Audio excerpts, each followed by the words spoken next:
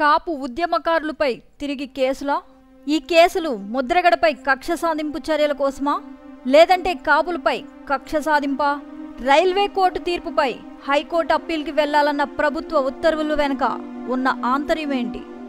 అదొక ముగిసిపోయిన అధ్యాయం. ఒక సామాజిక వర్గం మొత్తం రోడ్డెక్కి తమకు బీసీ రిజర్వేషన్ కావాలని సంకల్పించిన సమయం.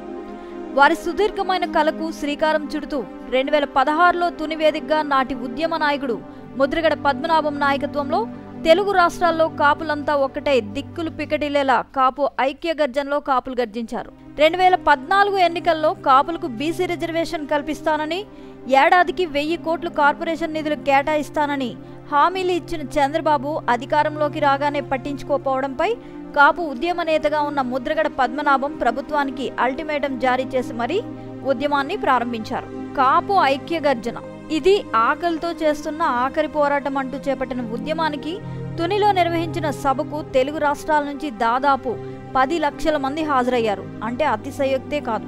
ఒక రకంగా చెప్పాలంటే రాజకీయ నాయకుల కింద పేటాలు అదిరాయి బెదిరాయి. ఆ సభ కాస్త రణరంగంగా మారింది కూడా. ఆ సభలో కొందరు దుండగులు రైళ్లు తగలబెట్టారు. ఆ ఉద్యమానికి సారథ్యం వహించిన నాయకులు ఉద్యమానికి వచ్చిన వారిలో కొందరిని గుర్తించి కేసులు నమోదు చేశారు. ఆనాటి ప్రభుత్వం ఆ ఘటనపై వేసిన విచారణ బృందం కూడా గుర్తు తెలియని వ్యక్తులు చేసిన పనిగా నివేదిక ఇచ్చారు. ప్రభుత్వం వెంటనే ఈబీసీలో 5% రిజర్వేషన్ కల్పించారు.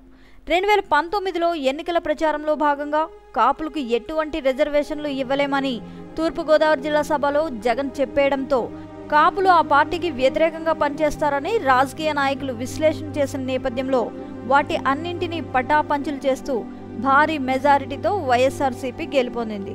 వైసీపీ ప్రభుత్వం అధికారంలో ఉండగా కాపు ఉద్యమంలో సమయంలో ఉన్న కేసులను కొట్టివేయడం కూడా జరిగింది.